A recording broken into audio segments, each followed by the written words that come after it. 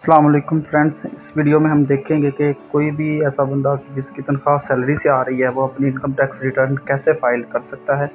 सैलराइज्ड person अपनी income tax return कैसे जमा करवा सकते हैं वो देखेंगे हम। सबसे पहले आपने गूगल में जाना है और irs.fpr वाली वेबसाइट खोल लेनी है। irs 2.0 लिख के सर्च करेंगे तब ये आ जाएगी। इस तरह का एक इंटरफेस आपके सामने खुलेगा।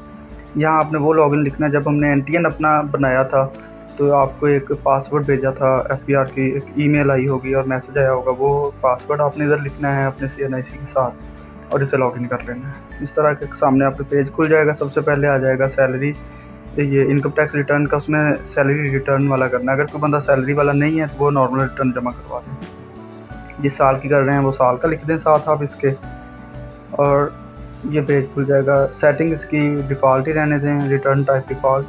इसमें 3 सेक्शन है। एम्प्लॉयमेंट का है जिसमें सैलरी वगैरह की डिटेल आपने देनी है, दूसरा टैक्स का है, तीसरा वेल्थ स्टेटमेंट है। तो 1 बाय 1 करेंगे। सबसे पहले हमने सैलरी का दिया, पूरे साल की सैलरी आपने काउंट कर लेनी है जितनी भी बनती होगी। तो ये मतलब 1 महीने की सैलरी को 12 से ज़रब नहीं देनी, अलग-अलग काउंट करनी है पूरे साल की मंथ बाय मंथ।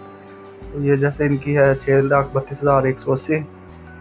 अगर सैलरी के अलावा कोई अलाउंसेस आपको मिल रहे हैं तो उनको भी आप इधर लिख सकते हैं, लेकिन चूँकि इनकी जस्ट सैलरी है तो हम ये सैलरी में ही लिख देंगे इनको।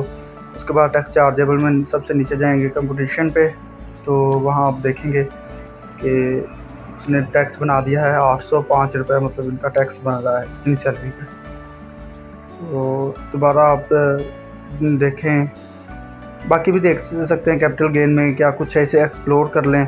अगर टैक्स कम ज़्यादा बन रहा है अपनी जुलाई की सैलरी स्लिप से, इसे जून की सैलरी स्लिप से इसे कंपेयर कर लें, तो ये थोड़ी बहुत अमाउंट आगे पीछे हो सकती है। लेकिन आपने टैक्स का ख्याल रखना कि जितना आपका टैक्स कटा है उसी हिसाब से ही आपकी अमाउंट बन रही है। तो टैक्स चार्जेबल मतलब ये सैलरी वाला हमने काम कर लिया। इसके अलावा हमारा कोई भी सोर्स ऑफ इनकम नहीं है, सो हम सैलरी लिख के उसके बाद टैक्स चार्जेबल वाले सेक्शन में चले गए। तो इसमें डिडक्शन में देखें, अगर आपकी कोई डॉक्यूमेंटेड है, ज़कात आपने दी है, जैसे कोई बैंक वगैरह ले लेते हैं, तो वो आप इधर लिख सकते हैं। ये जून की सैलरी स्लिप है, इसमें आपको नीचे देख लें कि कितना टैक्स बनता है, कितना उन्होंने काट दिया और कितनी आपको राहत दी गई है। तो टैक्स रिडक्शन वाले हम जाएंगे टैब में, वहाँ आपने टोटल अपना जब टैक्स लिखना है तो वो खुद ब खुद ही आपको ऑटो बता देगा कि 201 रुपये की आपको टैक्स की छूट दी गई है। ये रिडक्शन हैं आपकी 201, मतलब जितना भी आपका टैक्स है उसमें से 201 रुपये आपने नहीं देना।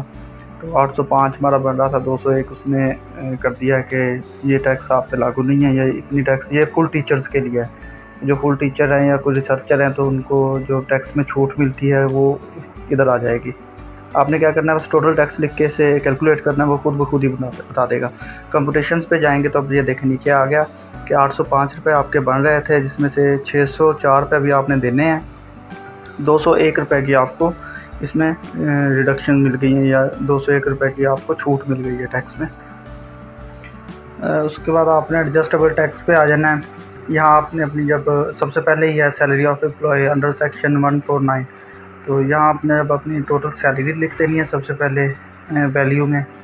तो वो जितनी भी हमारी टोटल सैलरी बन रही थी, जैसे इस केस में 6,32,180 रुपये है, तो वो आपने लिख देनी है। उसके बाद जितना आपका टैक्स कट गया है, मतलब आफ्टर रिडक्शन जितना टैक्स आप पे बन रहा है, जैसे इनका 604 बच गया था, तो 604 रुपये ये कट गई। आपको सैलरी स्लिप से आपको पता चल जाएगा जून जो जिस भी साल में कर रहे हैं उसकी जून की जब आप सैलरी स्लिप देखेंगे उसमें ये सब कुछ आपको पता चल जाएगा। दोबारा कंपटीशन पे जब जाएंगे तो हम देखेंगे कि 604 रुपये जो बन रहे थे तो हमने नीचे वो टैक्स भी दे दिया है, वो जमा करवा दिया है। अलग से कोई टैक्स देने की ज़रूरत नहीं है, क्योंकि हमारी जब सैलरी आती है तो सारे टैक्स कट के ही उसमें आते हैं।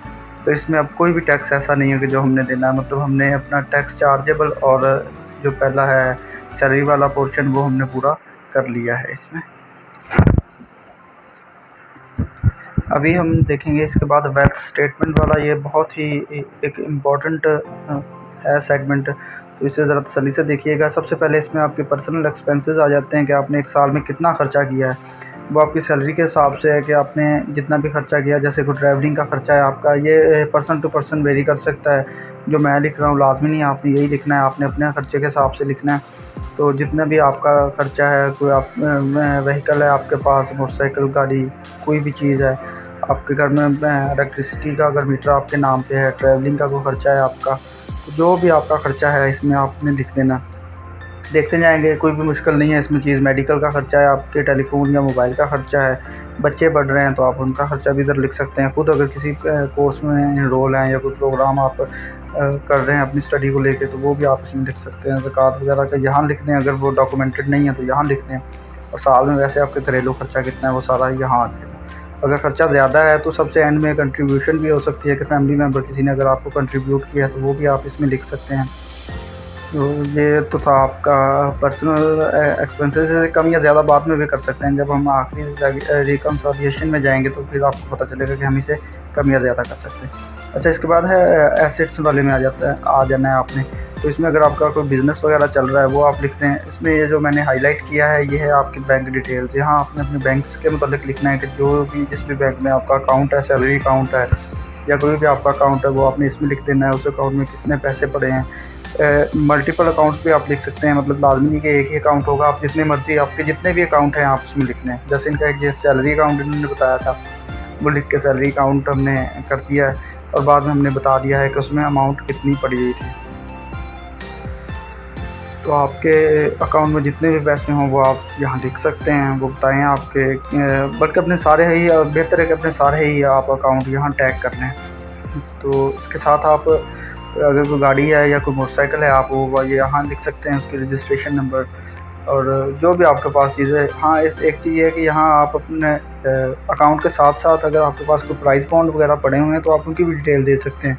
इन केस अगर कल को आपका प्राइस बॉन्ड लगता है तो वो आपको टैक्स में जो छूट मिलेगी या वो फाइलर वाला स्टेटस में आपको अपनी रकम क्लेम करने में आसानी मिलेगी। अगला सेगमेंट है प्रीशियस पोजेशंस का। यहाँ आपके पास कीमती जो भी चीज़ है वो आप लिख सकते हैं। अगर आपके पास कोई गोल्ड है, कोई कीमती घड़ी है आपके पास, या कुछ भी ऐसी चीज़ के जो जिसकी कोई मार्केट वैल्यू बहुत ज़्यादा है, या कोई मतलब इस कैटेगरी में जो भी आपकी चीज़ आती है तो आप यहाँ लिख सकते हैं। इनके पास जैसे कोई गोल्ड है थोड़ा, तो वो हमने लिख देना है उसकी मालियत जब इन्होंने लिया था, या जो भी इसकी मतलब वैल्यू हो उस हिसाब से आप इसे लिख सकते हैं। पुरानी भी वैल्यू लिख सकते हैं, नया अगर आपने ख़रीदा है तो आप उस हिसाब से भी वैल्यू लिख सकते हैं। उसके बाद हाउस होल्ड फैक्ट, घर में आपके कोई कीमती चीज़ आपके पास है और आपके पास ज़ाती कोई कीमती चीज़ जैसे मोबाइल वगैरह या कुछ इस तरह की चीज़ है तो आप वो भी यहाँ लिख सकते हैं। कैश इन हैंड अगर कोई किसी के पास कोई पड़ा है तो वो भी आप मतलब कैश में आप लिख दें। और ये सारा आपने देख लेना है कि आपके पास जो चीज़ है उससे उस हिसाब से लिख दें, बाद में एडिट भी हो जाएगा। तो आखिर में जो है ये रिकन्सिलिएशन में चले गए। रिकन्सिलिएशन में हमने क्या करना है, जितना भी आपके पास पैसे हैं कि हमने इसे क्या करना है कि जो हमारे पास पैसे पड़े हैं या जो हमने चीज़ ख़रीद ली है और जितना हमारा ख़र्चा हो गया हमने उसे बराबर कर देना है। मतलब हमारा ख़र्चा, जो हमारी बचत है, हमारी सेविंग है, वो सब कुछ मिला के हमारी सैलरी या हमारी जो टोटल इनकम है उसके बराबर हमने कर देनी है। तो मोस्टली तो यहाँ चीज़ें मतलब आप देख लेंगे पीछे। अच्छा, 1 तोला लिखा था उसे हम 7 ग्राम कर देते हैं कि तकरीबन 1.5 लाख के करीब उसकी वैल्यू बन जाएगी। कमी ज़्यादा इसे आप अपने हिसाब से कर सकते हैं, तो इसमें कोई इतना मतलब परेशान होने की ज़रूरत नहीं है। तो यहाँ आप देखें इसमें आपके प्रीवियस अगर आपने कोई रिटर्न जमा करवाई है वो भी इसमें आ जाएगी। अगर कोई आपकी इस साल की रिटर्न है वो भी आप मतलब उसका भी सारा डाटा इसमें आ जाएगा। तो इसे आप जो थोड़े बहुत पैसे हों वो आप गिफ्ट वगैरह में या अदर में, मतलब बहुत ज़्यादा ना हो, कोई 10-15 हज़ार 20 हज़ार रुपये तक आप अदर्स और गिफ्ट में डाल के अपनी रिकन्सिलिएशन को बराबर कर सकते हैं। अगर उससे भी ज़्यादा फिर खर्चा मतलब ज़्यादा बचत है आपकी तो फिर खर्चे में डाल लें, या आपके पास अकाउंट में अपने ज़्यादा पैसे डाल रहे हैं कैश में डाल लें। और अगर आपके खर्चे ज़्यादा हो गए हैं तो खर्चे कम करके भी इसे आप अपने अमाउंट जो है वो बैलेंस कर सकते हैं। अभी भी हमारे पास पॉजिटिव में जा रहा है 5709 रुपये, तो हमने 5000 गिफ्ट में डाल दिया, 709 रुपये बच गया पीछे हमारे पास। वो 709 रुपये हम अदर में डाल देते हैं। तो ये देखें जी, ये हमारे पास अब ज़ीरो हो गया। मतलब अब इस वक्त हमारा जो है वो ख़र्चा जो हमारा था और जो हमारी इनकम थी, जो हमारी बचत है, वो सब मिला के हमने पूरा कर दिया।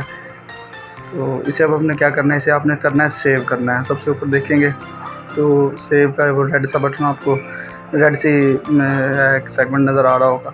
अच्छा, यहाँ से आपने ना पिन लाजमी चेंज करना है ना, और रजिस्ट्रेशन सर्टिफिकेट जो आपका होता है वो भी आपने इधर से ही डाउनलोड करना होता है टैक्स का। हाईलाइट मैंने कर दिया था, वहाँ से कर लीजिएगा। पिन आप कोई भी कर सकते हैं, ये एक दफ़ा लाजमी चेंज कर लीजिएगा।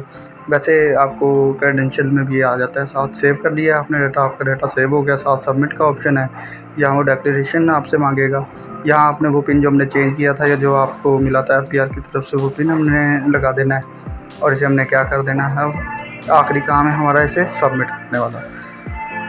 तो जब हमने इसे सबमिट कर दिया तो अब ये कंप्लीट टास्क में देखें तो रजिस्ट्रेशन, डिक्लेरेशन और ऑडिट असेसमेंट में है। तो यहाँ डिक्लेरेशन में तकरीबन 15 से 20 मिनट के अंदर अंदर आ जाएगी आपकी रिटर्न जो आपने जमा करवाई है। जो सामने आइकन नज़र आ रहा है वहाँ से आप इसे खोल के इसे प्रिंट कर सकते हैं। प्रिंट करके अपने पास रख लें और साल पूरा ये आपके काम आएगा। अल्लाह हाफिज़।